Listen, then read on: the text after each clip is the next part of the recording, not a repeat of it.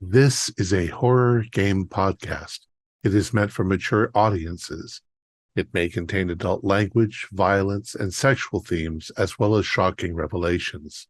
Viewer discretion is advised.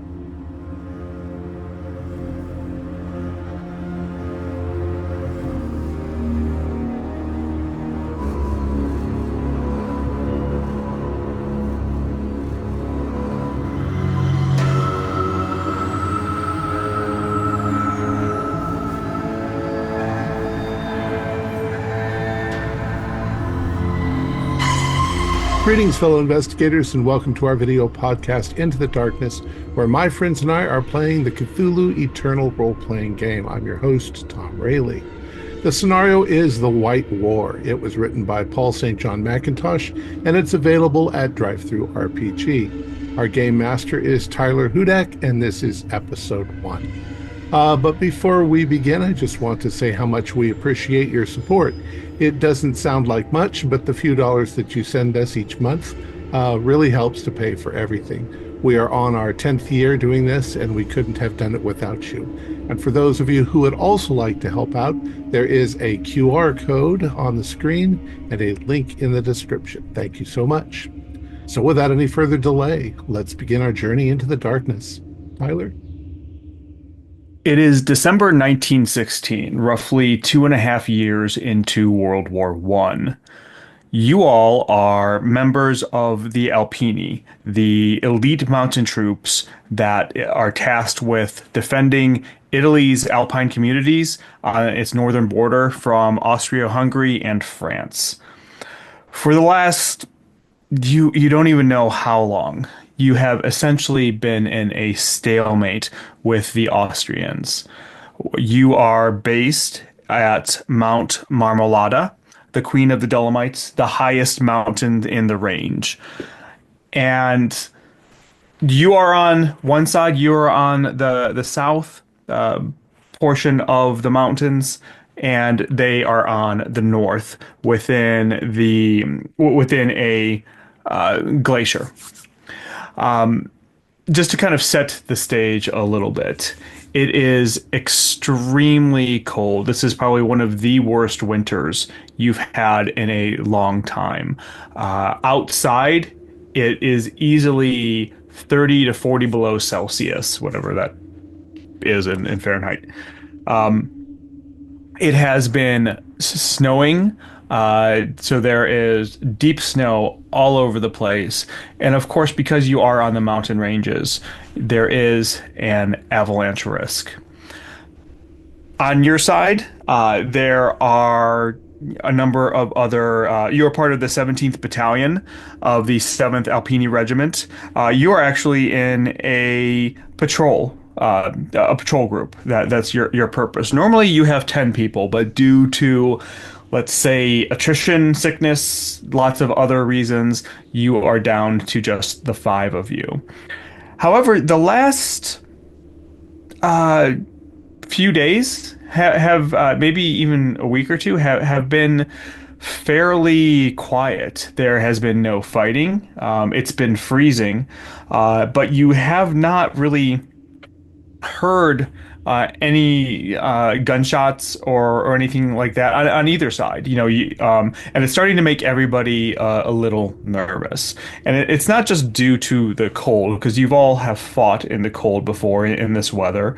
It's just very out of the ordinary.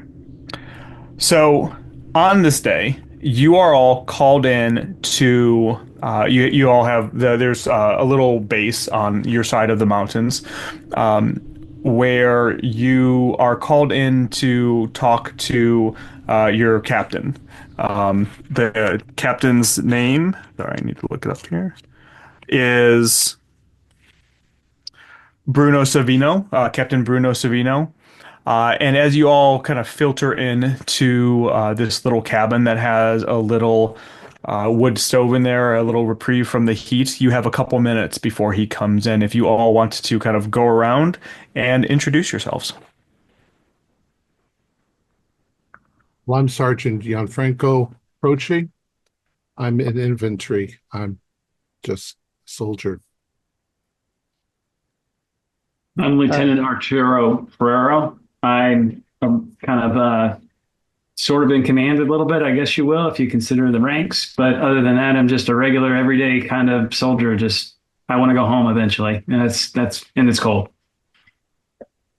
I'm infantry soldier Roberto Cataneo, uh, kind of younger.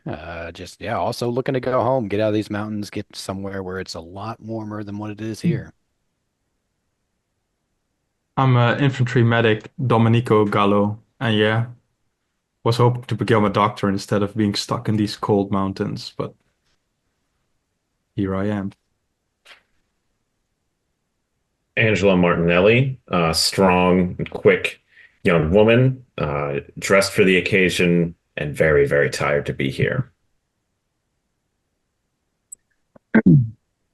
So after a few minutes of waiting around, the captain comes in, immediately walks up to the wood stove and warms himself up.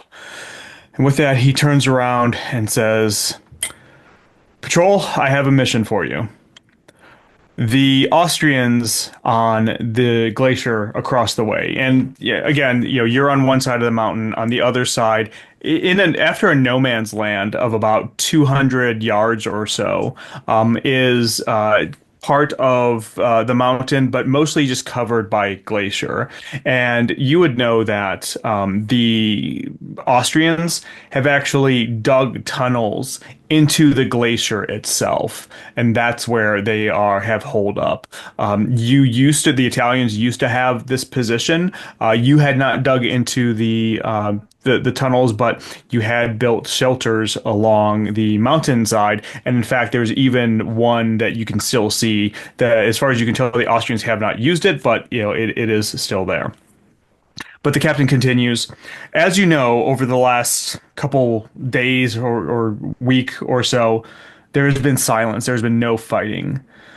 This in itself is concerning. We don't know if the Austrians are planning an attack, if they are tunneling underneath us. We don't know what is going on. But last night, I don't know if you heard this, there was gunfire over there.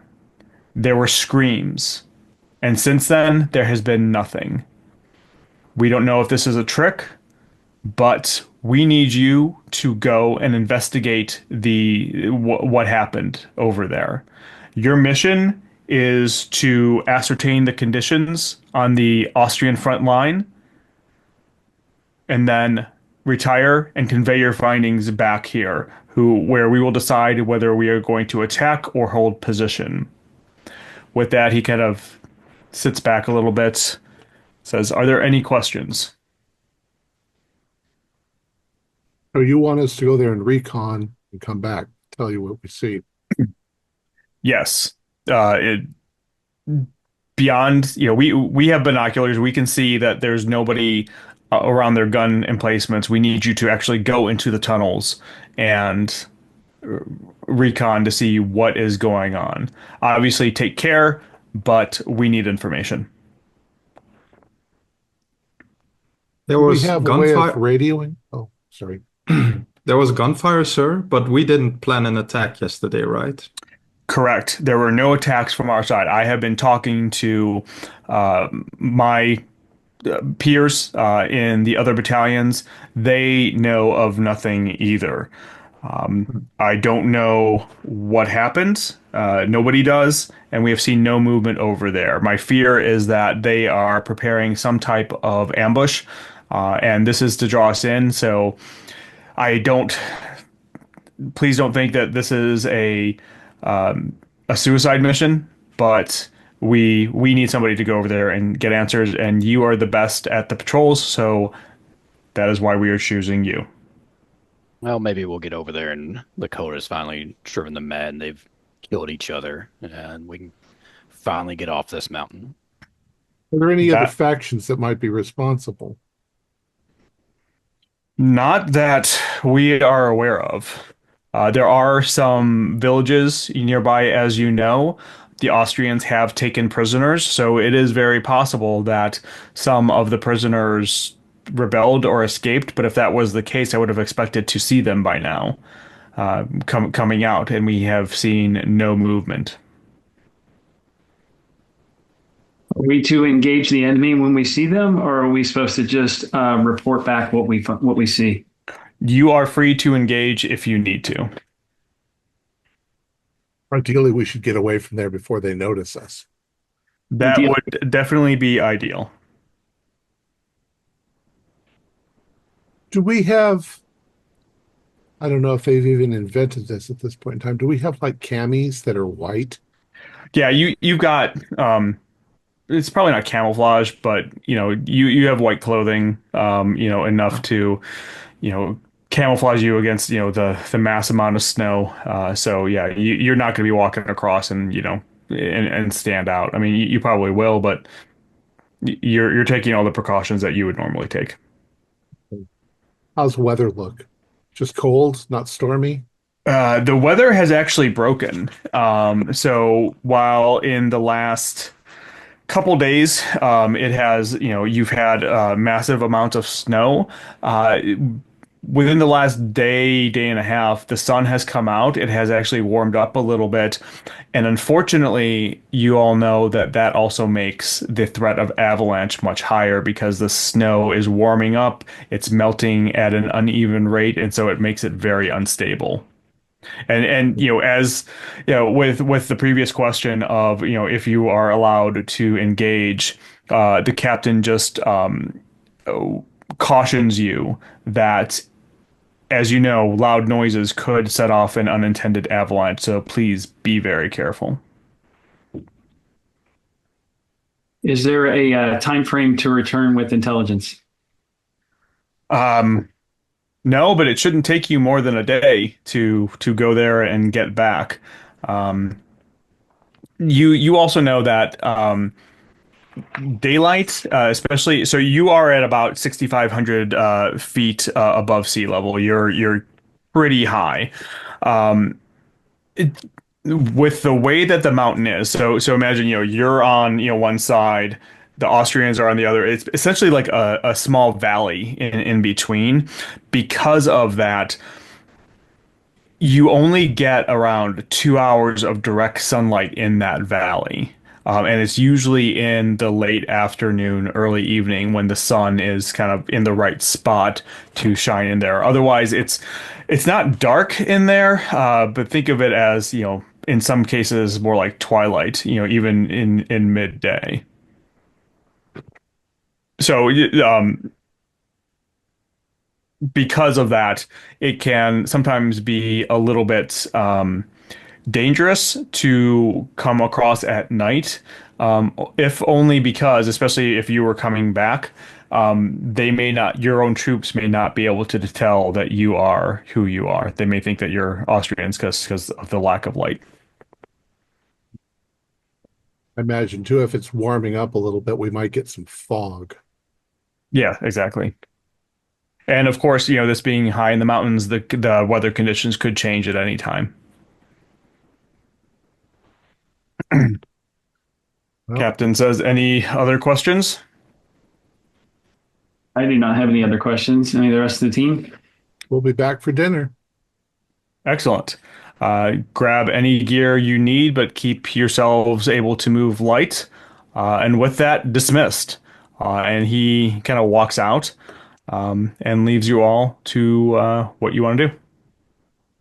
I do assume that we'll have binoculars. So Yeah, I'm not going to make you all list out every single thing that you have. Worst case, within Cthulhu Eternal, there are luck rolls. It's a straight 50-50 shot. So if you do want something unusual and don't think about it beforehand, I'll probably have you make a luck roll. But yeah, binoculars you all have snowshoes. I would assume that's what they used. Probably skis as well, but in this case, you probably don't want to be on skis. So anything else that you all would like other than what's on your character sheets? we can assume then that as soldiers, we have everything a soldier would have on Yes. them. Yes. I did take um, heavy weapons specialist. What would what would a heavy weapon be? So, heavy weapons would probably be the heavy artillery guns that are on both sides, or even the what are they called? The big like machine guns that are at the uh Like a Yeah. stationary like thing. yeah, like the mounted Yeah. machine gun. Sorry, what they're called just completely left my brain. Okay. No, I'm good then. Especially with, avalanche stuff. I don't want to be firing off anything that's gonna make that potentially worse. So I will We just probably stick all have with, rifles, yeah. military rifles. Yeah, you all have some type of weapon, I think. You should, if it's not stated, you also have guns or knives, uh, some type of combat knife. Got my trusty ice axe, according to this character sheet, There you go. and also a pineapple grenade. It's I have kind a of pineapple spooky. grenade too, and a trenching Yep. tool. I Yep. don't have a grenade. Can I have a grenade? Sure. You can have mine. I don't Here. want it. Okay. The only other thing I'd ask for would be flares. I will take all the grenades if no one wants them. I assume that Grenade. they would have, yeah, they do have flares back then. So yes, you could have, you can probably carry like one or two flares. That makes sense. What It would be didn't help the this? Titanic. Did not. Uh, And that was only what, 4 years ago? 4 years ago. I think that was Yeah. 1912. Yep. what skill do I use for grenade? I don't see a Athletics. throw. Athletics. Okay. All right. All right. We'll So follow you, Lieutenant Ferrero. All right, let's mount up and get ready to start walking. Who's our primary navigator? I don't know that. I have pretty high stat on nav, but I'm assuming we can either see it or we know where we're going automatically. you do know where you're going. It's pretty somewhat of a straight path. Well, I mean, you can see it. Going around the It's mountain. gonna yeah. You're gonna the path is not just straight. It's gonna be a little bit windy. But yeah, you do know where you need to go. So you take off. You as you're going down your side of the mountains, that we'll say that this is early morning, so you're probably leaving at about 10 a.m. or so, having already eaten and all of that.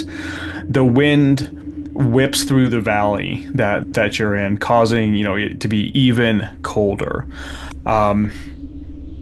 The snow in some of the places here, because it has snowed so much, is potentially up to 40 feet deep in some areas. So it is extremely deep, and the snowshoes keep you on top of that. You know that if you did not have those and you just kind of jumped off, you would just sink into the snow. But going across the valley is a little. First off, it's a little anxiety inducing because in front of you, you can see the large mountain and glacier, and you can see all of the gun nests that with the guns sticking out. And you know that you are very exposed in here. This is why it's called no man's land. Nobody ever travels across here. But I want you all to lose one willpower point. Willpower in Cthulhu Eternal is used for a number of things, as well as basically keeping track of your mental endurance, your motivation, your ability to resist strain and push through exhaustion. The way that it works is if you get to 2 willpower, then something will happen to you. You basically panic or freeze. You have a temporary emotional collapse. If you get to 0, you fall unconscious. It's not physical damage, it's basically mental strain outside of the sanity. And the way that it works here is because you are in such a cold climate, a cold area, every 5 minutes you are outside in this cold, you lose 1 willpower point. Question: Are we Yes. taking those away from the 1/5, or are we taking it away from the larger number? Mine shows 14 score, but it's also got 70 times, which is times 5. The 14, I believe. So Let I go me down to 12. let me double check super fast because I don't want to tell you the wrong thing. Yeah, the 14. Okay, so that goes down a lot faster. Yeah, it does not reduce. So I think sanity may be based on willpower, or one of your other stats is based on willpower.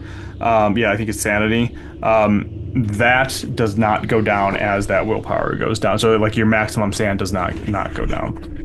But so it 5 minutes go by. You go across the no man's land. It is very nerve-wracking as you're kind of watching the overarching overlooming gun nests and the glacier. You can see the holes cut into it, and so on. You can also see up on top, probably about 60 feet up the mountain, is one of those shelters that the Italians had abandoned. It also looks like there may be like a path up to it if you would want to go up to there. Not that you would need to, but that is always a possibility as well. Lieutenant, something is wrong. I mean, somebody out there, if they're there, they should see us by now. We've been being careful, but we haven't heard a damn thing. Do we see movement? Obviously, you probably can't hear anything because of the wind, but do any signs of any activity recently, or is it starting to snow itself over and showing kind of abandonment? Everybody give me an alertness roll.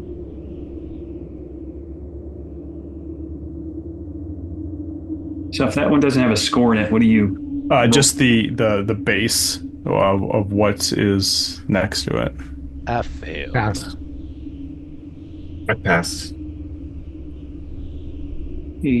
No, I failed. All right. So for those who passed, you're not seeing anything. You're not seeing any movements, and in fact, as you get closer, you can see how in the gun nests, the guns have kind of started to get covered in snow, almost like nobody has been here for a while. There's absolutely nothing. Are they abandoned? They couldn't be abandoned. They abandoned. Where would they go? Well, they would further retreat. Maybe they're planning something bigger. Maybe their reinforcements are abandoning this part of the situation for a bigger group to come back across. They had some really good guns, but maybe you're right. Maybe they all went stark raving mad and shot themselves. Yeah, that's seeming like a possibility. They went underground and killed each other. We go up there and see if there's anybody there. Worth checking out. Yeah, we could go that direction if you want to go check. That's the little tent village or whatnot, right? That you're talking about.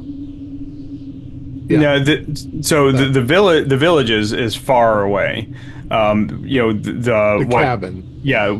Well, there's the cabin above, but then there's also the gun nest, and you would have to go past the gun nests in order to even start going up there. It's kind of along the way essentially. Well, tactically, can we go, where we sneak up on the gun nest? Sure. Yeah. In fact, if you, the first one that you would come to, we'll say, after, it takes you about 5 minutes to cross the valley. But, you can see the first gun nest kind of built into the glacier. It's probably 20 feet or so from the glacier floor, or at least where the floor is now, inside the glacier itself. Go ahead, if you want to sneak up, go ahead and give me a stealth roll.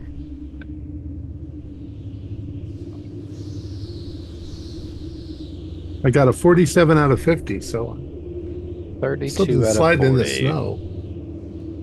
Oh, I failed. Pass.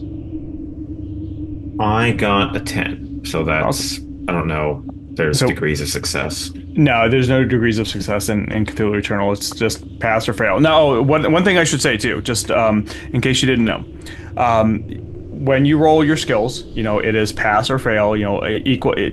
Pass is equal to or less than. Fail is anything above. If you roll doubles, that is either a critical failure or a critical success. So if your skill level was 50 and you rolled a 44, that's a critical success. If you rolled a 77, that's a critical failure. So just if you roll doubles, make sure you let me know.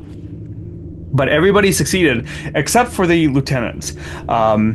As you all are crawling up, making yourselves as hidden as possible, Lieutenant, you are walking or moving up as well.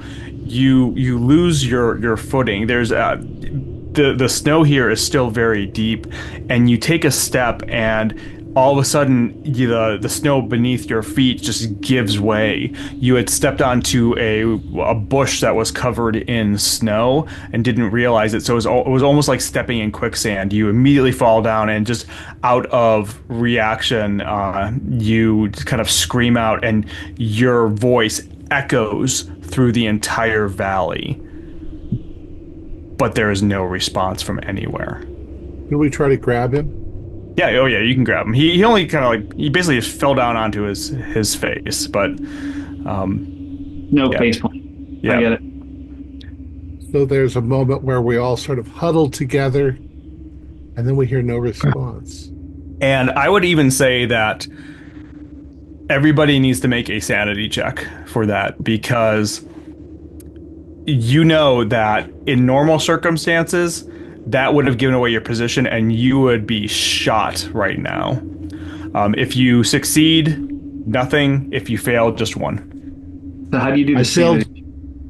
I failed with an 88. Then just 1. For sanity, look at your current sanity. You roll the percentile, anything less than or equal to your sanity and your current sanity, and you pass. So I see max and I see recovery. Where's let's see here. where is it? It's this whole table here. Current should be like have a little square around it. Okay, No, the circle is your current sanity. Whatever Square is is the the highest breaking number point. right now is probably your current.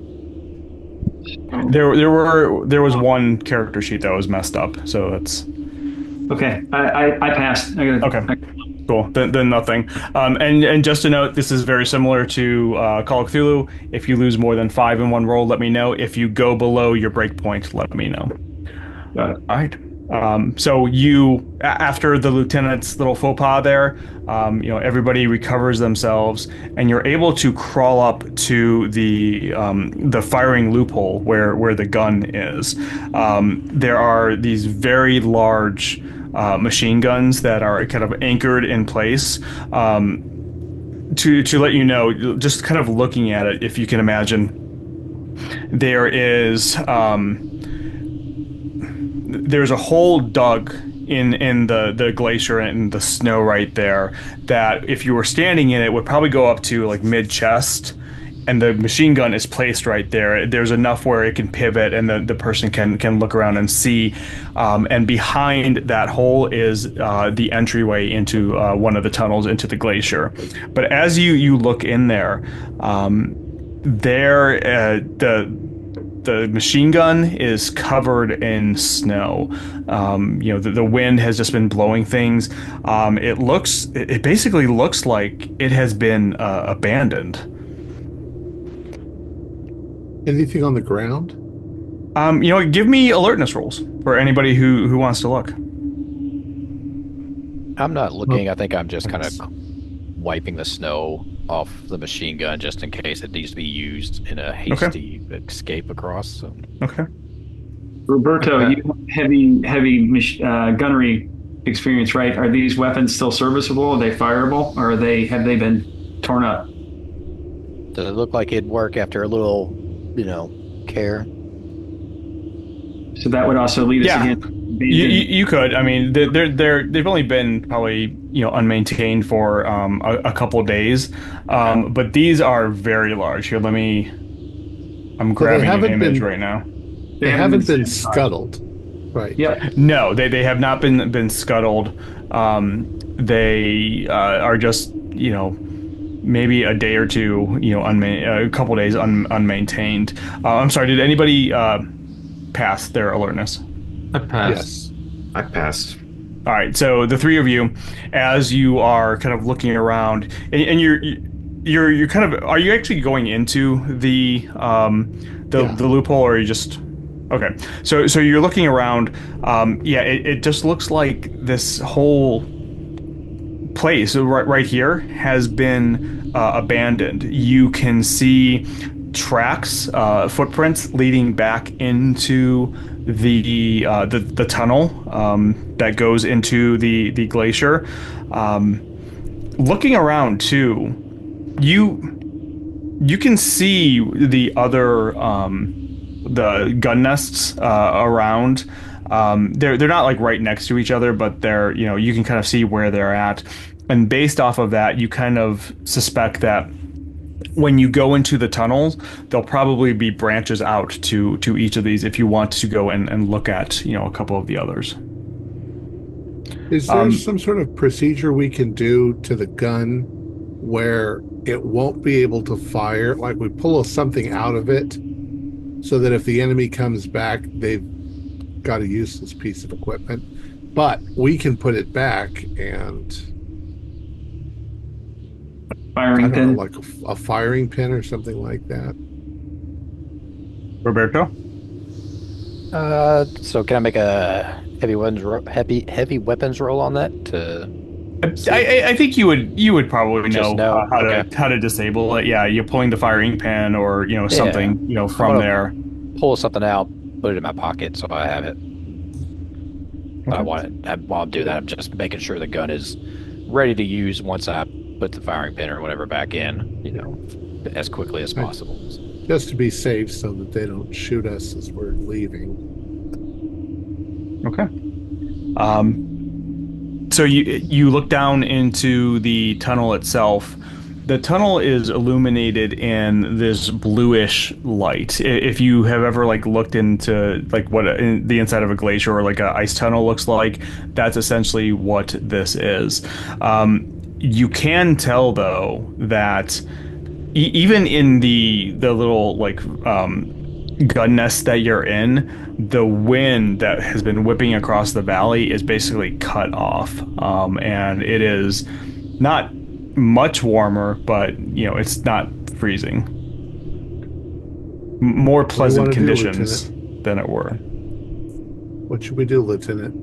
Let's explore these tunnels. Let's stick together and do they go left and right, or is it just one direction that the tunnel can go? The tunnel that you're in or that you see goes back, and then it looks like it continues to, from what you can tell, it continues to go straight as far as you can see, but you also see it kind of branching off to the right. Go ahead, Sergeant. Nellie and I can have point. Their guns as we go in. All right, you take point. Are you going to go straight, or are you going to go to the right and follow the other where it starts to turn? Well, let's just follow it until we get to the first junction. Right, so All right. you go down as you are going. Actually, give me give me another stealth test from everybody. Man, I'm terrible. Fail on that one. Yep, I can't stand up. Also fail. Pass. Only right, as so- stealthy as our unstealthiest person. So for those who pass, you're doing your best. Well, I should probably say too, you can take off your snowshoes now. I'm gonna assume that everybody has, unless you say otherwise, because the floor here there's snow on it, but it's like maybe a dusting of snow. There is ice, but it's your boots are made for winter and this type of terrain, so it's not going to be easy for you to slip. But you start going down the tunnel, and again, it's very quiet. It's kind of lit with this bluish light, and as you get farther down, as you get towards that junction, really all you're hearing are the echoes of your footsteps. Some of you, the ones who did not make their stealth rolls, are kind of crunching on the snow and ice a little bit harder, and so it echoes even further. But really, all you are hearing is either that or the dripping of meltwater that would naturally occur. You get to the first junction. The tunnel continues to go straight, deeper into the glacier, or it jets off to the right and actually goes up, and it looks like it's is heading to another one of the gun nests. You can see also on the ground in the snow in front of you that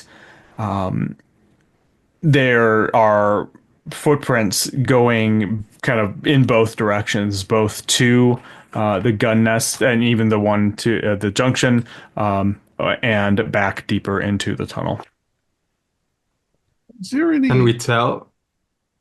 Go ahead. Are there any things around that would tell us that they've been storing supplies in here, or that they've, been camped out inside here? You haven't seen any yet. No crates. Can we boxes? tell? Not yet, no. Can we tell from the footprints, like how old they are, like when they were made, or? You know that they have to be at least somewhat recent, because with the wind, you can, while the wind is mostly blocked off, in the dusting of snow, it's, you're still getting a little bit. So at some point they would kind of, get blown away.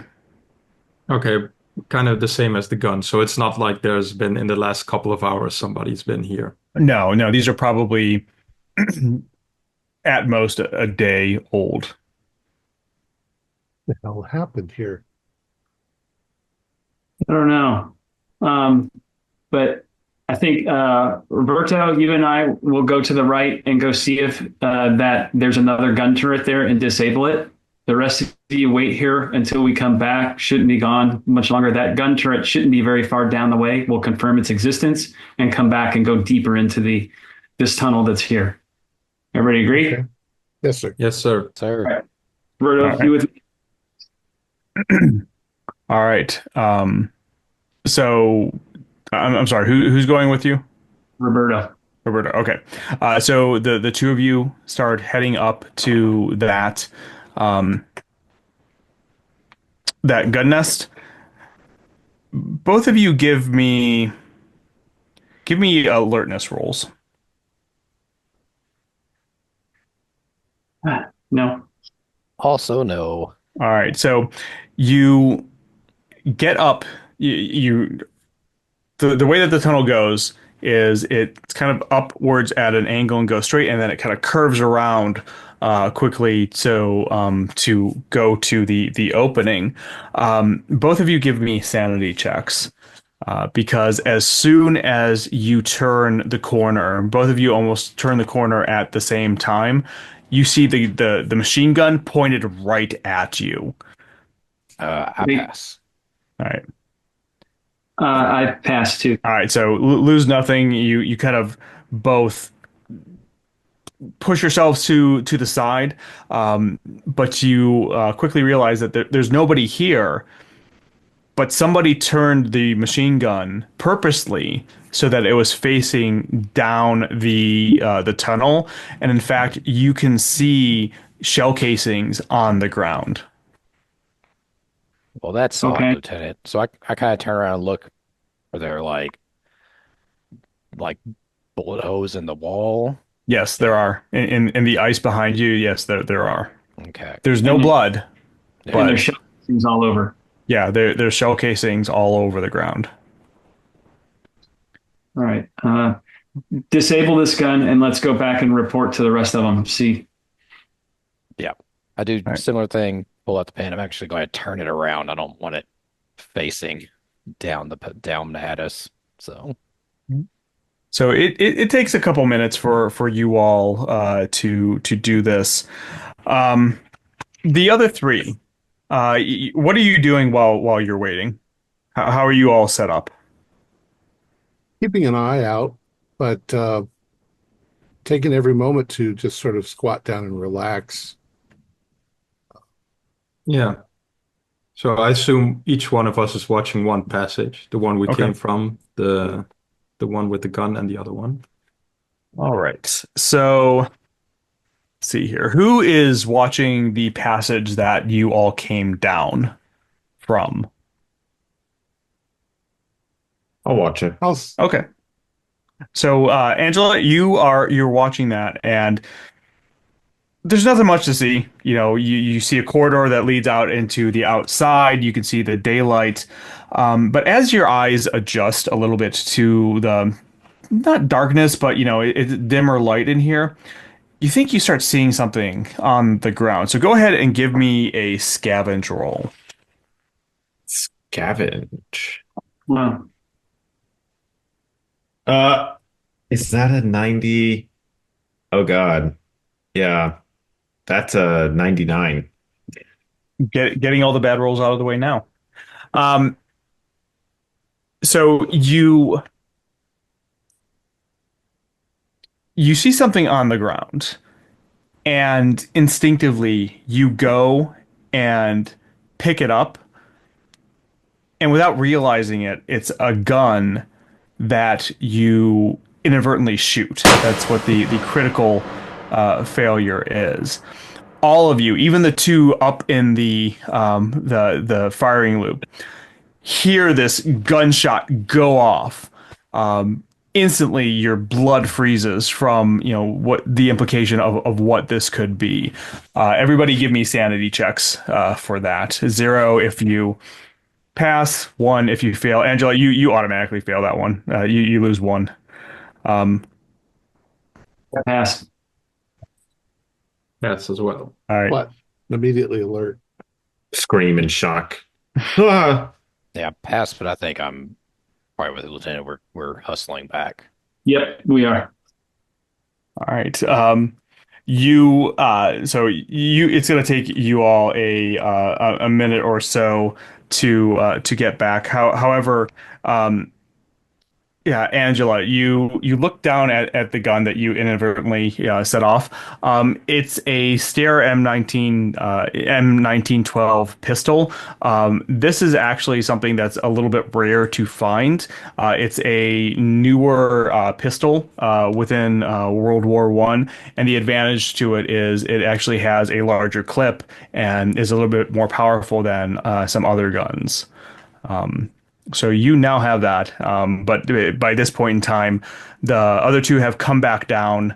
The sergeant and Domenico are, I don't know, you've realized what happened at this point. Sorry, it's my bad. I didn't get a good look at it when I touched it and accidentally pulled the trigger. Scared the life out of me. Jesus. Scared the shit out of me too, bud. Are we back at this point, or are we still Yeah, coming? yeah, you're back at this point. I'm like, what? Bill- Give me a report. What just happened? I accidentally Accidentally. set off a gun. What gun? This one, I found it on the ground back there. I'll just, like show it. It's not loaded. I unloaded it, but it's designed to have a larger clip. I just didn't see it until I'd already set off the trigger. Any other weirdness happen while we were gone? Nothing. And nobody's coming. Yeah, Surely they heard the gun go off. yeah, and you see all of your eyes have kind of adjusted to the dim light by now. Looking down the the tunnel, you can see it goes back further into the glacier, and you see a couple offshoots, and you see probably some like debris or something on the ground as you look farther, but you don't see any movement. Maybe the Austrians went home. They might have, but before we go any further, we kind of explain what we saw in the gun turret, that it was turned around. The gun was turned in the opposite direction. It was not faced out. It was faced towards the inner wall, and it had been discharged multiple times. But no bodies, huh? No bodies, just as Roberto would describe it, they shot the wall, right, Roberto? Yeah, no blood, nothing. I mean, if it wasn't So, shooting down a tunnel, I would, it would just kind of look like target practice. But yeah. Well, that's insane. They must have lost their minds. yeah, Or not something. We disabled the gun, but at least so rather than press on further down that tunnel, we figured we'd come back here, and then we heard the ruckus, and then we'll go down this tunnel that we have here and see what we can see. All right. So you continue down the tunnel.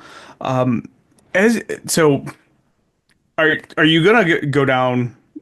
So as you're going down, you see various, other kind of offshoot tunnels, likely that lead to, other gun turrets. Are you going to go inspect all of those, or what would your plan be? I'm thinking this heads towards a headquarters or a base or something dug out. Agreed. We see if we can find some reason for what we're seeing. The guns, there's nobody here, so I'm not threatened by the rest of the guns as much as I want to find out kind of what happened. So I agree with the sergeant that we need to position ourselves forward and see if we can find out a little bit more details about what's going on here. Okay. all the Um, while. I'm just looking at the wall, see if there's any other indication of gunfire and of any type in these tunnels. as you go down, as you get deeper into the tunnels, and you've probably only gone like maybe 500 feet or so. You're taking it very slowly. You start seeing signs of dropped things on the ground. You come across a dropped water canteen. That is just kind of like lying in the middle of the tunnel. You find a like a small combat knife that is just lying there as well. And you see other, bits and pieces of things like this. At one point, you come across where some crates of just supplies, food supplies, had been stacked, and it almost looks like somebody had like run into them because they're toppled all over the ground, but they're toppled in the direction towards the exit. So it was like somebody was running out of the tunnel and they ran into it. The footprints on the ground kind of confirm some of this, where you see a bunch of footprints, but the majority of them that are more fresh are leading towards the out. And Roberto, as you know, because you're specifically looking for it, you do see bullet holes in the ice, where people were obviously shooting, and every once in a while you could find like a shell casing on the ground. Okay. Oh, I point that out, and I think as we're walking anything of decent size like a canteen or anything, I'm just kind of scooping up and tossing down one of the side tunnels. Because I've just been thinking of hasty escape, for a while. So I'm like just getting rid of tripping hazards. Mhm. Are you gonna go down any of the side tunnels? I don't think so. Lieutenant Phil is pretty confident that no one's at least in this part. So we're not going down and checking or disabling. I'm just kind of No. tossing stuff out of the exit route. Yeah. How tall are the actual tunnels? Are they are Um, they way higher, taller? they're probably about 7 feet tall, at least 7 to 8 feet. They're not like very smooth. They were obviously hand carved, or probably even they probably used like explosives in some cases. So it's not like, completely smooth, but they're big enough for you all to just walk straight up, and probably two or three side by side. They're fairly big. Okay. So I'd ask Roberto if he could characterize the bullets that he's seeing at an angle. Is it looking like they were pointed up or straight? Is it they towards the ground? What does it look like when you think about the person firing the weapon? What were they firing at? Any determination on that? Or are they just kind of wildly everywhere? They're just all over the place. You can't tell. Seem to be fired in a panic. They're kind of all over the place. They All trying right. to get away from, and why isn't there any blood or bodies? That's the question in my mind. Either everybody's a really horrible shot or there's something really odd going on. Maybe they got some bad food and they're all hallucinating. Still, there would be dead bodies. They'd be shooting each other. I mean, you would think there'd be Yeah. at least some blood. I mean, somebody, even if they were the world's worst shot, you get lucky every once in a while and wing somebody at least. Especially It would close just- quarters. It wouldn't get cleaned up. I mean, it would freeze on the ground, wouldn't it? We'd see Yeah, puddles short of period of frozen time. blood. We'll continue to press forward and see if we can find any more details. That's all we can And do. if they were recalled, if they were told to abandon post and get out, they would have certainly disabled weapons. They wouldn't have wanted us to get them. Uh, uh, They left in a hurry. So remind me again, who's leading and how you all are going. I can't remember who. Was it the sergeant? Were you the one in the lead? Sergeant's No, got well, I've got point, but lieutenant is telling us what to do. yeah, I'm right behind him. All right. Who's taking up the rear? Angela. Okay. Angela. All right. So you continue down you continue down the path, the tunnel, and you're again you see more offshoots, you see more just things knocked on the ground, bullet holes in the walls. Every once in a while, you do come across what looks like, maybe a patch of blood on the ice or the wall, but nothing that you can, it's not like it's a huge amount of blood. But as you are going, you're again going down the tunnel. Angela, give me an alertness roll. Fail. Fail. All right. So you didn't critically fail, did you? Not critically fail, but still a fail. What did you roll? 76 Okay. over 60. So in opposed rolls, so you all know, if you both succeed, I think they call this blackjack rolls. I'm not 100% sure why, but obviously you want to get as low as possible to succeed. But if you are going up against somebody who also succeeds, whichever the two of you had the higher roll actually wins the challenge against each other. But in this case, you all are going down. You're still trying to stay stealthy and so on. You pass one of the junctions, and I'm guessing you all are looking up them as you are going by. You don't see anything, and so you're continuing on. But Angela, as you go past it, you glance up too, and you think you see movement, and it's one of those things where you just kind of stare at it really fast, keeping your eye, you're trying to like close your eyes a little bit just to see it a little bit better. And you see this figure jump out at you. It's screaming. We're going to go into combat right now. So, what is everybody's dexterity? Mine is a 14. Give me the times 5. Oh, 70. I'm sorry. 70. That's right. 75. 65. All right. 75. 75. Dominic, 75. Roberto, what was yours? 75. 75. And Angela, I'm sorry, what was yours? I'm a 65. 65. All right. So you all get to go first. So Domenico and Roberto, you both get to go first. You hear this scream. Angela, what do you do? You can have like a really fast like reaction.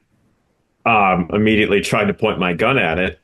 Okay, so and also probably just yelling like, "We got something!" yeah, so you hear Angela yell this out. Domenico and Roberto, you both get to go at the same time. So I'll let whatever you choose. Who gets to go first? So this attacking figure, is it like a person wearing what outfit is he wearing? You spin around, you see what looks like a person who is kind of jumping out of the darkness. Looks like that they have some type of like knife or bayonet in their hand, basically catapulting themselves towards Angela. I would probably try to disarm them. Okay, so in order to do that, you're basically going to have to, rush them. And so that would be, looking at the skills here. I don't think that there's unarmed combat. It would be an unarmed combat roll. Unarmed combat. Okay. 77 fail. Critical fail. Okay. Womp womp. So you jump forward to try and intercept this person, but you're kind of in the middle of the pack, and so you just between the ice and everything, the people in front of you, you just kind of you essentially bump. Probably, let's say Roberto, you're kind of behind him. You run right into Roberto. So Roberto, what do you want to do? Well, I was going gun up and shooting. Go for it. Okay. That's a 27 out of 70. Oh, yep, that's a success. Go ahead and roll damage. D12 plus 2. Oh, geez. So it's a 12, yes. Well, that's a whopping 1, so 3 total. It still hits. Angela, you hear this gunshot just go off right next to your head.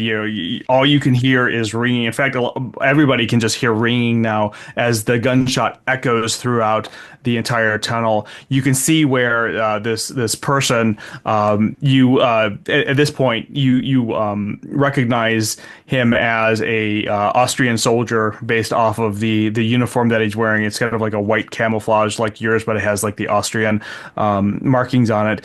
You hit him right in the shoulder. You can see blood spurt out, but he still keeps coming.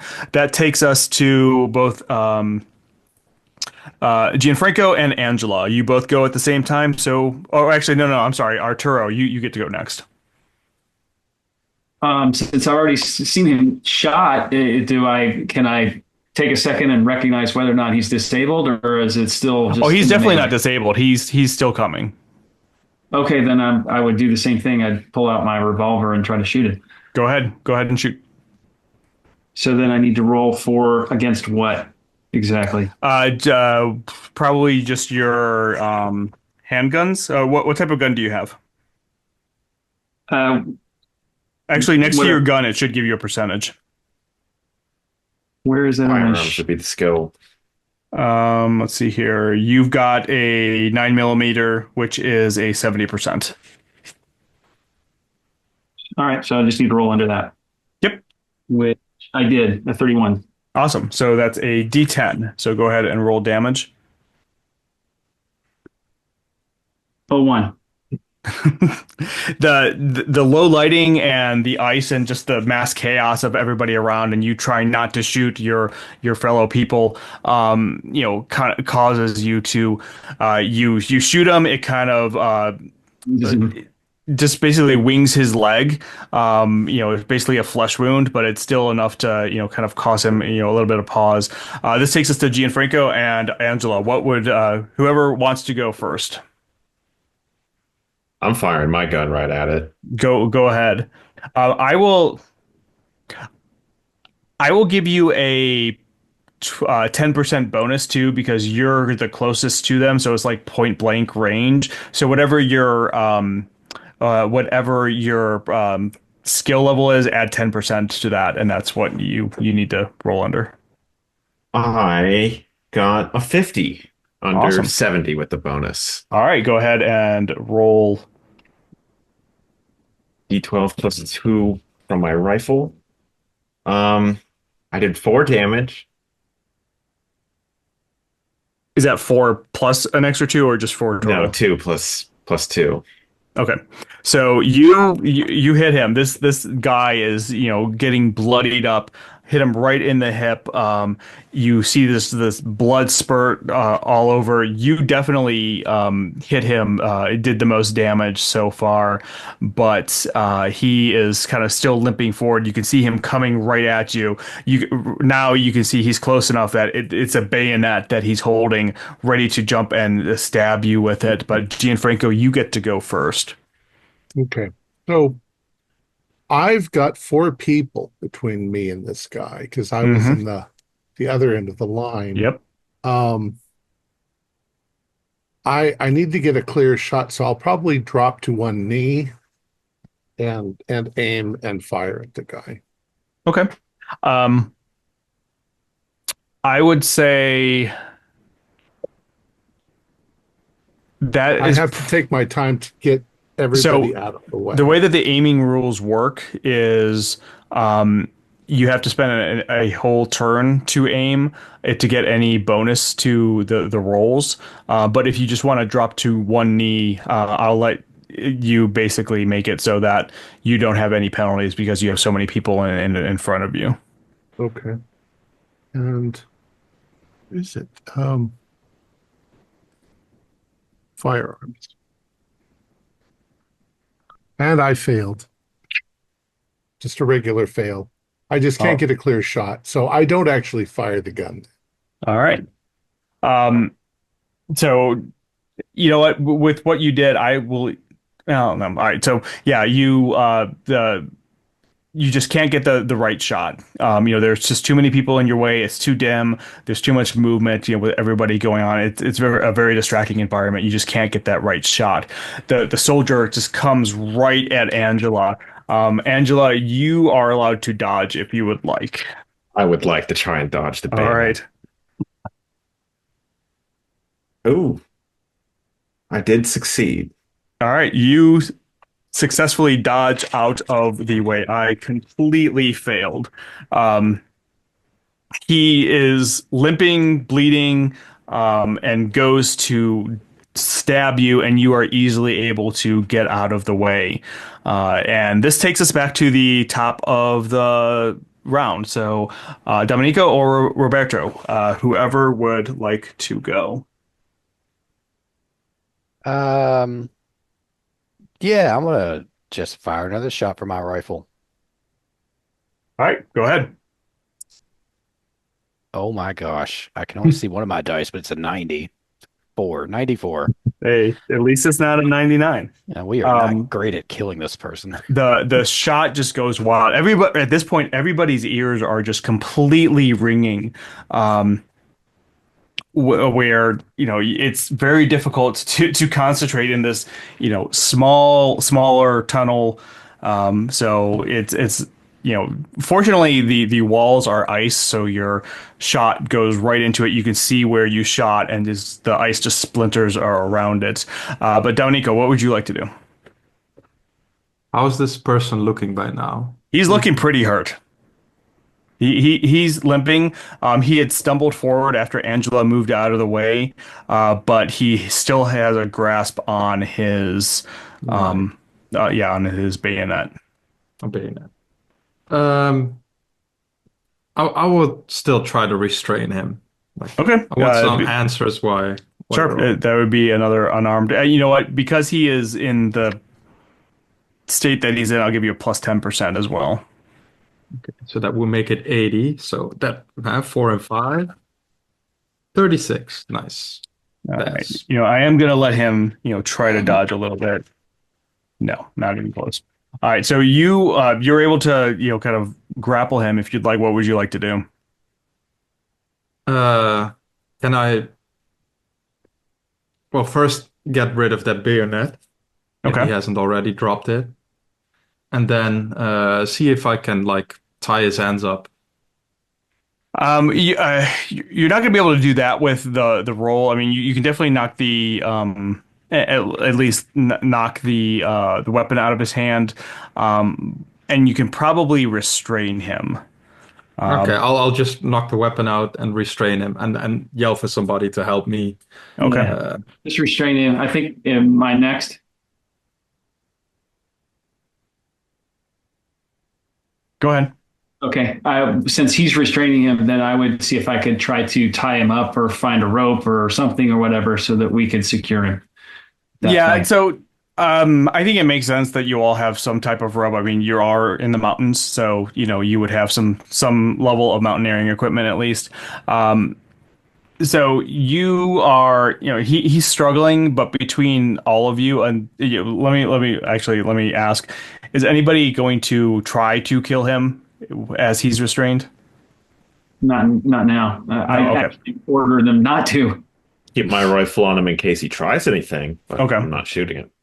Yeah, we'll shoot him if he tries something. But He's struggling, but you are able to kind of get him tied up, restrained, so he can't move. Are you gagging him? Is he screaming or is he just? He is. He's not screaming. But as you are, tying him up, he keeps, mumbling under his breath. Der Schrecklich, der Schrecklich. Do any of you speak German? No, I want to ask if he speaks Italian. Yeah, I have a 50% in it. All right. Angela, you know that means that he keeps saying the horrors, the horrors. He, as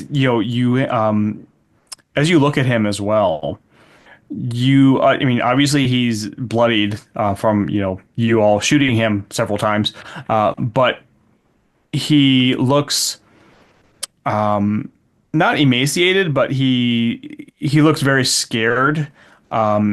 He doesn't have like super warm clothes on. It almost looked like he was possibly at one point he was sleeping, and just in for whatever reason got up quickly, hastily, and just took whatever he had on him and was got to this point. He's beat up, he's bruised, he's cut up, and he's a little bit frostbitten. But he just kind of keeps sitting there, looking at all of you, looking frantically around the room, and keeps saying in German, "The horrors, the horrors."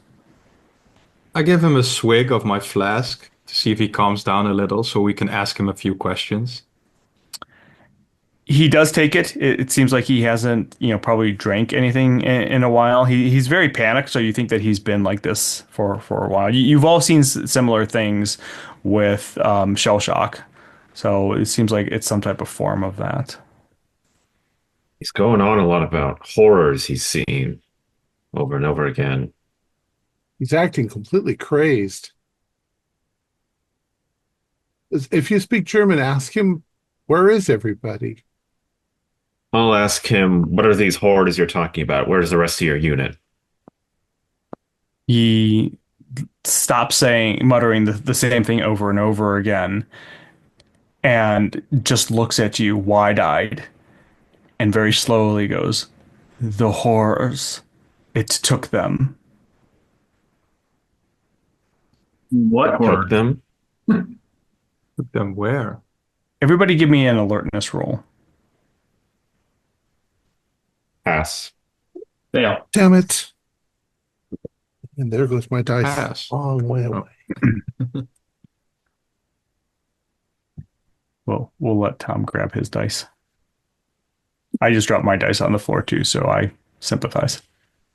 Keep missing everything by like one or two. Unfortunately, Immediately want to spin luck, but I know it's not part of unfortunately, it. it's not. That's not in this. That was a lot of work for a 94. All right, so for those who missed it, your ears are just still ringing from all the gunshots in this enclosed space. But for those who passed, after he says this, and Angela, are you translating as he says it as he Yeah. talks? Okay. So as you translate this, from coming down the tunnel, not the tunnel he came down, but from the tunnel you were heading down, you hear this very faint. It sounds almost like a whistling. You would kind of actually, to you, it sounds like as the wind would blow in the mountains, sometimes it would get, go between like some two trees or some mountain pass or something that was very thin and make this whistling sound or like a high pitched whistling sound. That kind of sounds like that to you, but you can hear it coming down from down further down in the tunnel. And he hears this too. And he immediately starts to scream at the top of his lungs and immediately starts to struggle, pushing back away from it, trying to get away down the tunnel. Whenever I hear whistling, something coming from down that path. Whatever it is, he doesn't like it. Yeah, and he's just screaming at the top of his lungs, trying to get away. On the other side of him and cautiously start putting my rifle down where I'm hearing where the sound is coming from, because whatever it is, it's clearly greatly disturbing him. Yeah, it was just a faint whistling and it went away after a couple of seconds, but he is just continuing to scream at the top of his lungs, push his way down. I'm going to turn my rifle and put it right in his face and say, "Shut up." It does Shut not. the up. Is there like a... What? There's not a intimidate skill, is there? Doesn't look like it. No, You probably just have to use persuade or charisma or something like that. Yeah, go ahead and use persuade.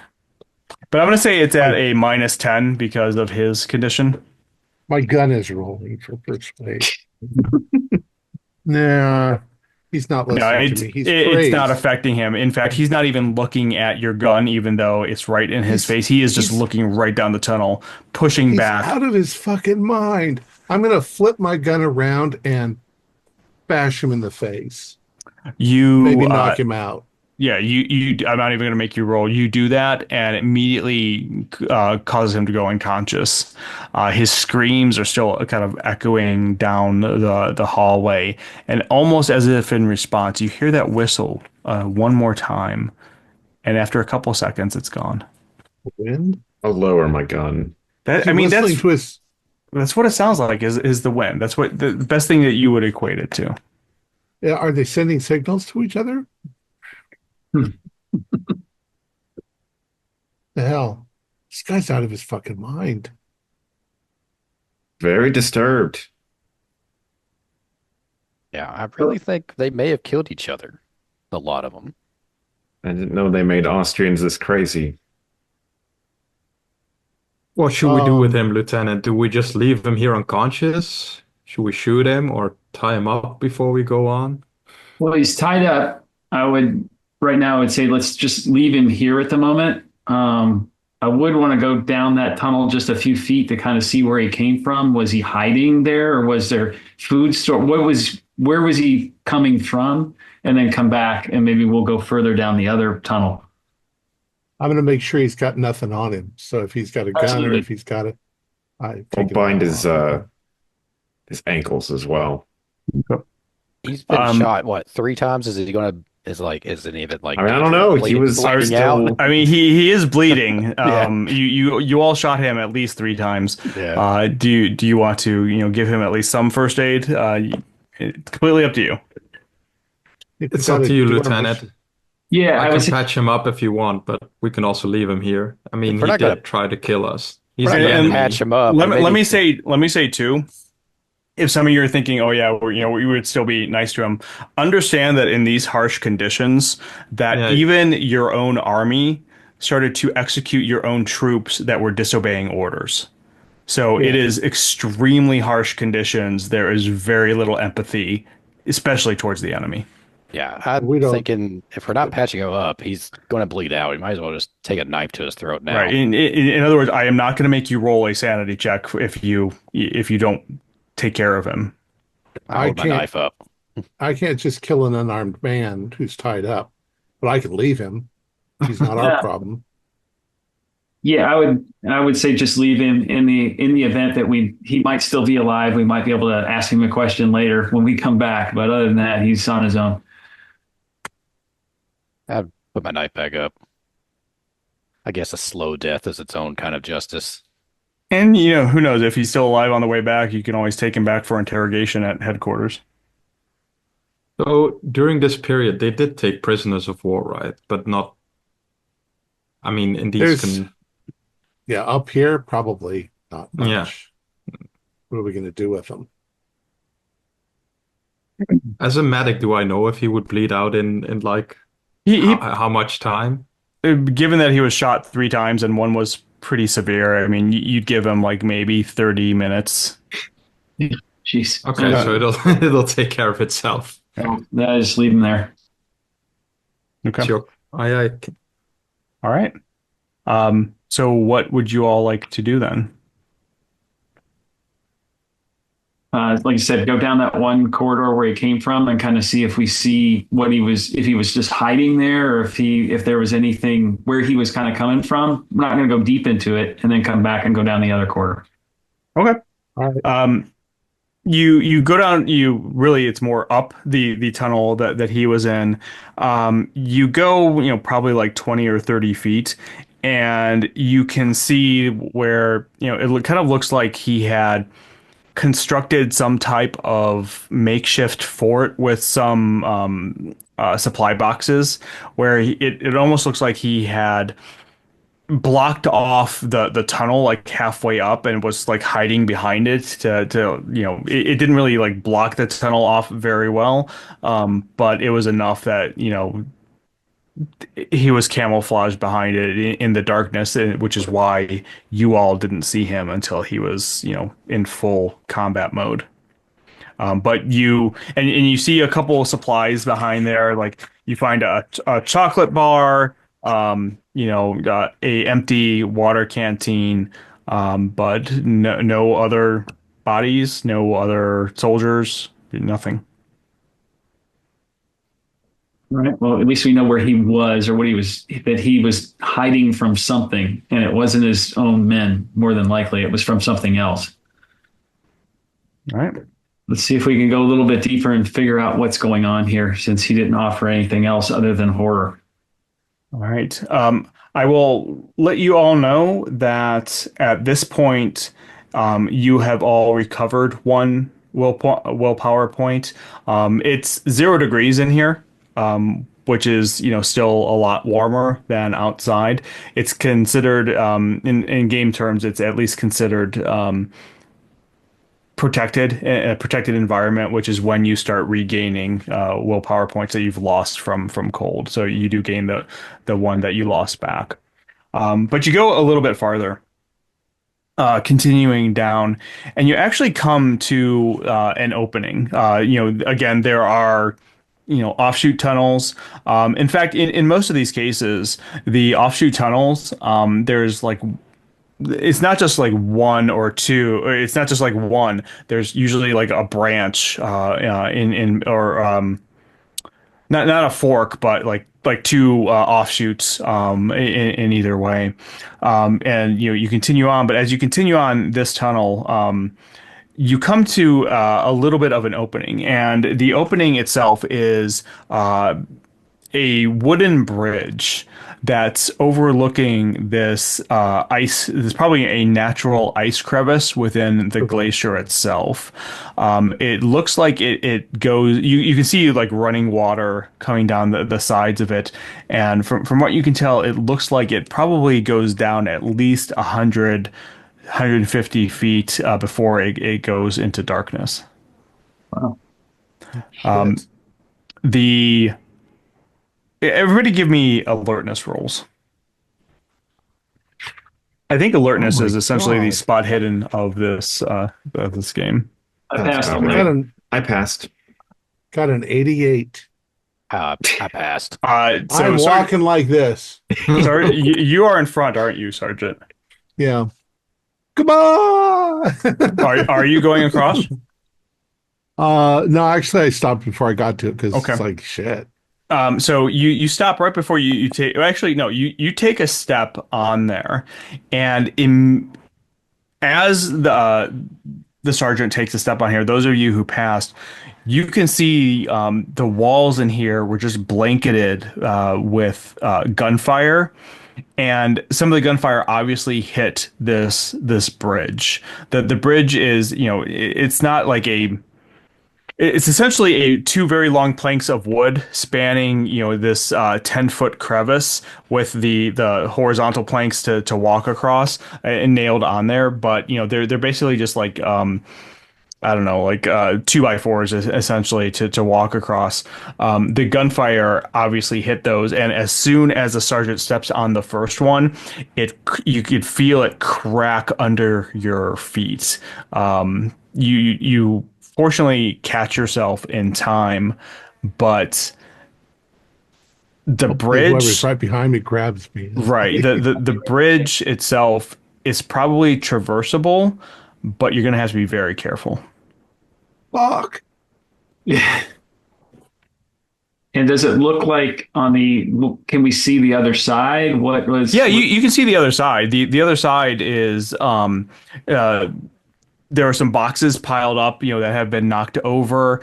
Like I said, you see gunshots all over the walls. There's a lot more light in here. You look up, it looks like there may be like a hole. You're probably a good 100 feet above that's letting in more light.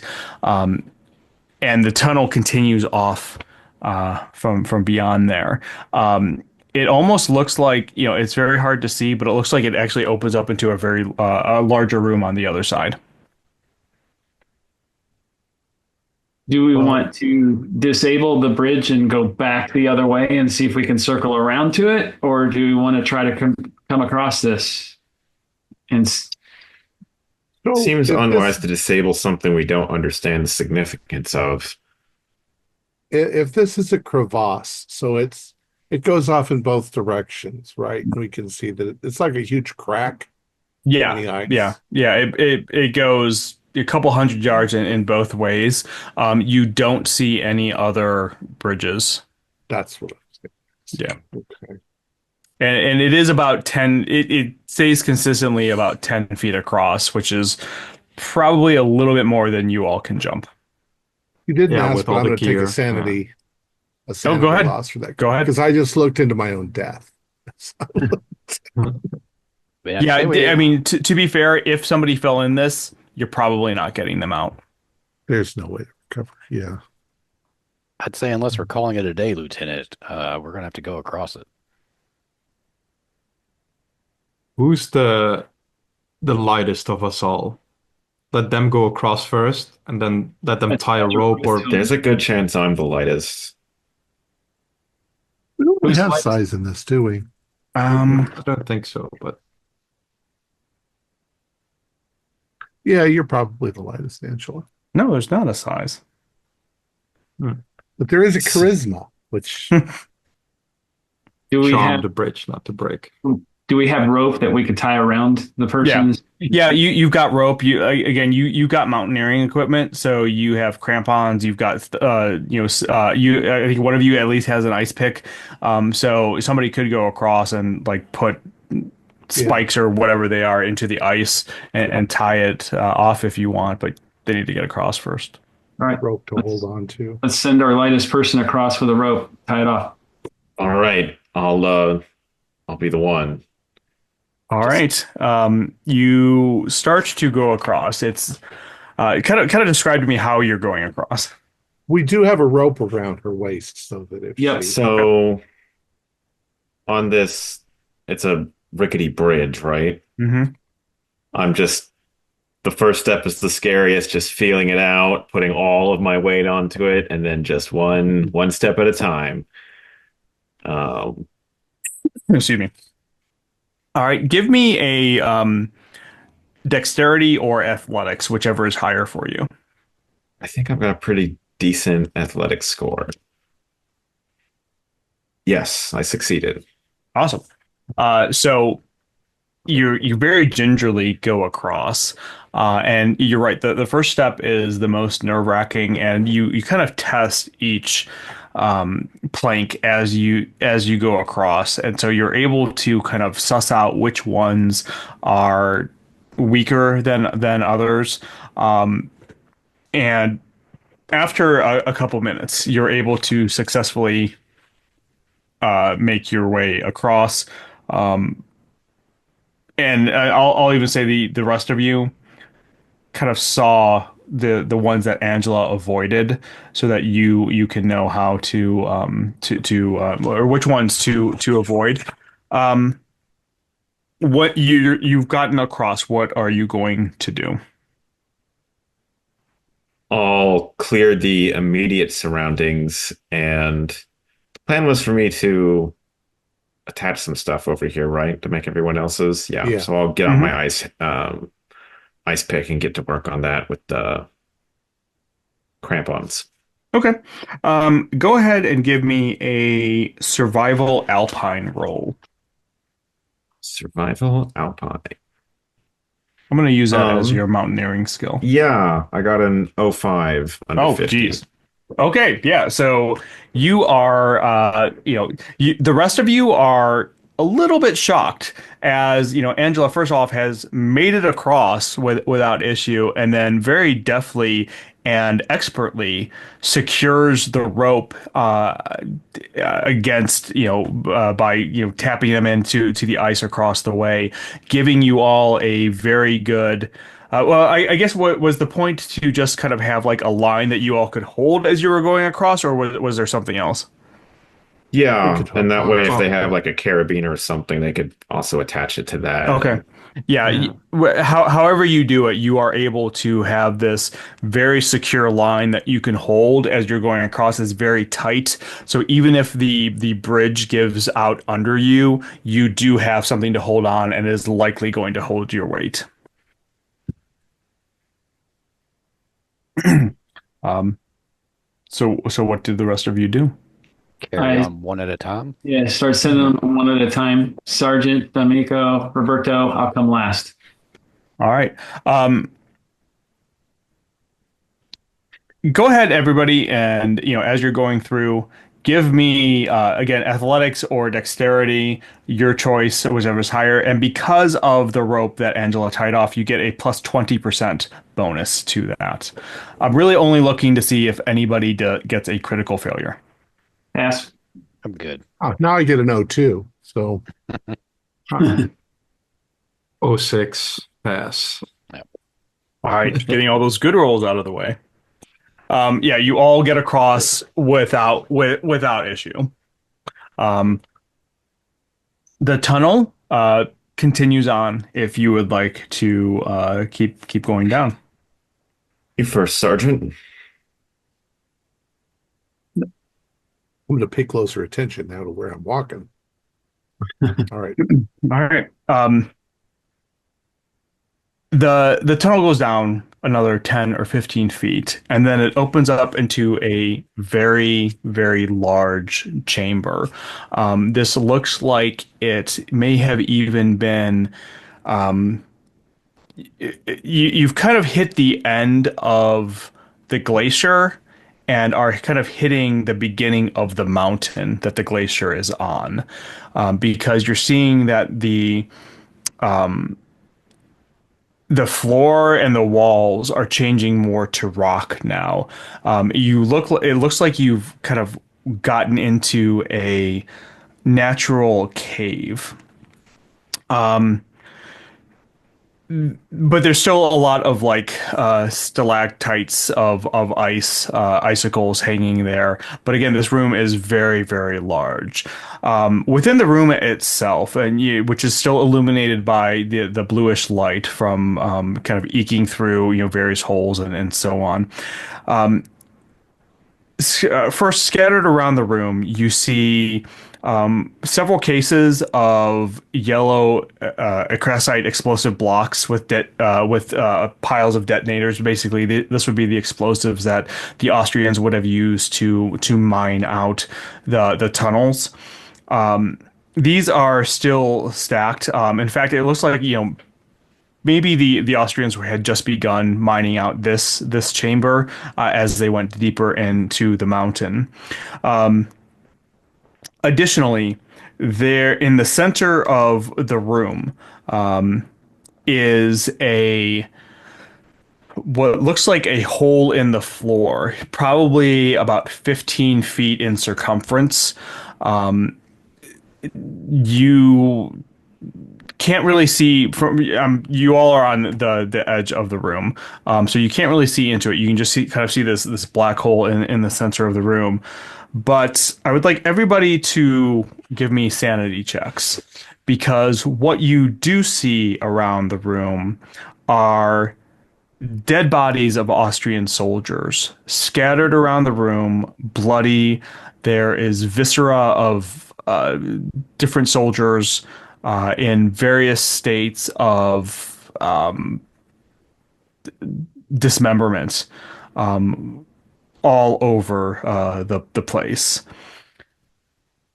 For those who passed, lose 1. For those who failed, lose a D4. I rolled a 99. Then you lose 4 points.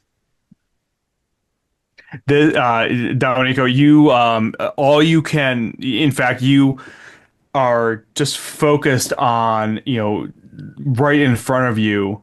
You just see this hand holding a pistol, and the hand looks like it has basically been ripped off an arm, and that is what you are just completely focused on. Oh my God. This is a massacre. Happened here. They didn't do this to each other. Wolves? Could there be wolves in the hills, in the caves? Bears? This time of year? It looked like the work of an animal, if you ask me. Could they have opened up a den of bear that were hibernating, and the bear tore them limb from limb? So does it look like it's like an animal kill type of thing? Is there blood all over the place and just random parts, or does it look like it exploded and just blew up a whole bunch of people? There's definitely blood all over the place. You all can give me like a first aid or medicine roll, whichever is higher for you.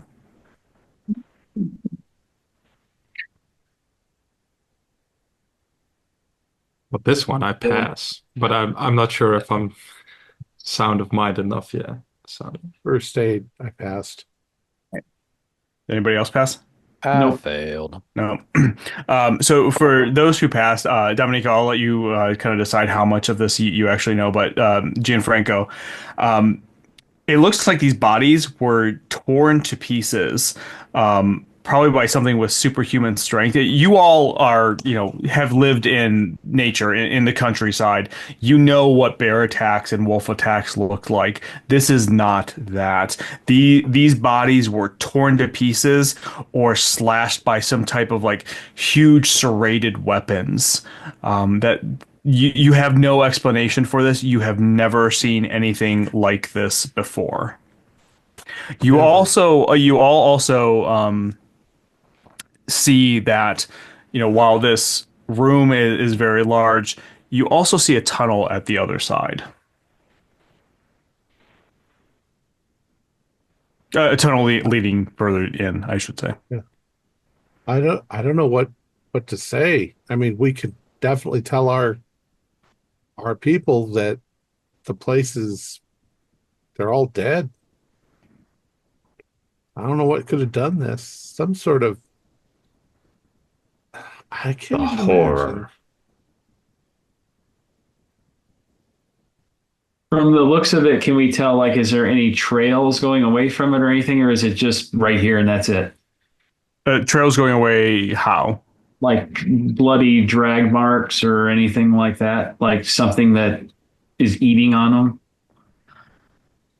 You do see in the tunnel across the way, it looks like there are bloody drag marks going down that tunnel. Holy fuck.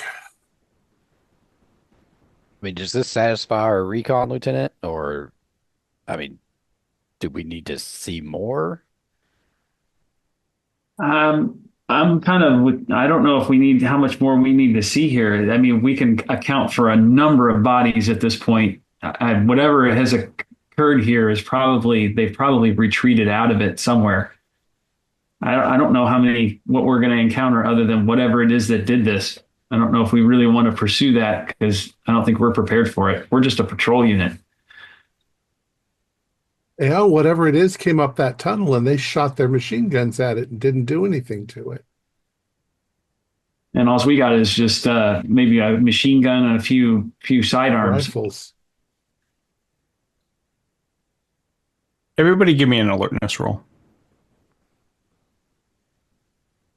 Gosh, how many times am I going to fail this by 1 point? 91. Fail. I was going to say, before I do my alertness roll, I'm going to run all the way back to the camp. So did anybody pass? Yes. Okay. So Roberto, you all have kind of come into this room a little bit because that's the only way that you could kind of see everything. The room itself is probably about let's say a good 50 feet across, where just the viscera and the soldiers are just dead all over the place. The tunnel is on the other side. There's that hole in the middle of the floor, and you're kind of spreading around a little bit. Roberto, you're kind of going to the left. And Gianfranco, you hear crying. You hear like whimpering of like somebody whimpering. And as soon as you turn to look, which is, right in Roberto's direction, Roberto, you kind of trip over something and go flying across or going flying to the ground. And whatever you tripped over stands up and pushes itself against the wall. Gianfranco, you can see that it's a man wearing like a parka. And his hands are on the side of his head. He just looks like he's in complete shock and whimpering and backing away, and looking wide-eyed at all of you. Oh, fuck. Oh my God. I'm like getting my gun, just trying to get it out from underneath me and roll over onto my back. Yeah, you all can see him at this point. He does not have any weapons. I would even say that, given everything that you all know, he looks like he's probably a villager, he's definitely not a soldier. What is he doing here? Villager in this area, would they speak Italian? They would, yes. He's just almost like hyperventilating, as he as you speak to him, and he is backing away, not sure if he should be able to trust you or not, and he looks at you and just says il fischiatore, which means the whistler, as he's kind of looking at you and then looking at the room and the carnage around the room. Whistler. What the fuck does that mean? The Whistler. Kind of yelling at him. And you're yelling at him. He's just in complete shock. It seems like. But he's a civilian, not a military. Yes, he is definitely a civilian. In fact, you look at his hands, and they look like they were probably bound at some point. So he may have been like a prisoner. You do know that the Austrians would kind of conscript villagers to work for them as like forced labor. But he's only mentally, not really here. Physically, he has nothing wrong with him, right? I mean, he's not in the best of health, but yeah, he's not beat up, he's not bleeding, or anything like that. Yeah, okay. You all can. Is there? I'm trying to remember. Is there? I don't think there's a psychology. There's a psychoanalyze roll. Psychoanalyze. If Yeah, I was anybody gonna wants. say I'm gonna try to see if I can patch him up, but Sure. give I'm him a kind of swig of my flask that's running low, 97. I just rolled 90s now, like, apparently. Germs. Yeah, he. I mean, you go to approach him, and he backs away even further, kind of against the wall, kind of further down. He's obviously afraid of you all. Would anybody else like to try something else? I mean, I climbed to my feet and I'm kind of like snapping in his face, like, what do you mean the Whistler? What do you mean? Just try to snap him out of it, get him to talk. He points, just kind of in the direction towards the center of the room and down the towards where the path is, and he says, "Il fischiatore, it took them, it took them," and almost like isn't. He's finally, snapping out of it, realizing what's going on. He looks at you, wide-eyed, and goes, "Are you Italian soldiers? See, Yep. Have what? Why are you here?" there's a war going on. Yeah. Yes. I know. I was your names. What are your names? He's not quite sure that he trusts you yet. Sergeant Gianfranco Croce. Croce, where are you from? I'm from Araba. Araba. Yes, yes, I've been there once. What the church, the head church there, what is it called? You can make it up. Oh, Santa Domingo. Yeah, yes, you are, and he kind of pats you on the shoulders. You are Italian, and he kind of looks at each of you, a little relieved. My name is Tommaso Caccini. I'm from a village near here. I don't know how long I have been here, but I've been working on these tunnels for a very long time with some of the other people from my village. They were all taken, and he starts to put his hands to his eyes again. Is there anybody else alive in here, or are you the only one? No, I think I'm the only one. I don't know. Once everything started to happen, I hid. I ducked down, covered myself in some of the bodies as they fell, and just hid. I'm sorry. I'm sorry. And he starts to cry at that point, breaking down. Lieutenant, I've got a really bad feeling about this. I want to get the hell out of here. Can we convince him to come with us? Yeah, absolutely. I mean, are you gonna? What are you telling him? Well, kind of powwow with the rest of the team here, but I would suggest that we take him back with us, report what we've seen so far, that it looks like it's primarily abandoned. There's bodies all over the place within this, and that possibly this villager who was mining in here can explain a little bit more about what was going on here. And that was the sole purpose of our mission, was to go and report back what we see. So it would completing our specific task rather than, going and not coming back at all. If they want to come back with reinforcements and figure out what this thing is, then we can see what the captain has to say about it. Sounds good to me, Lieutenant.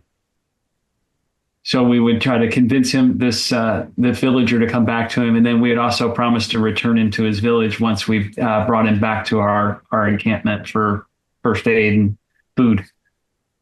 What's your name, old man? Tommaso. Awesome.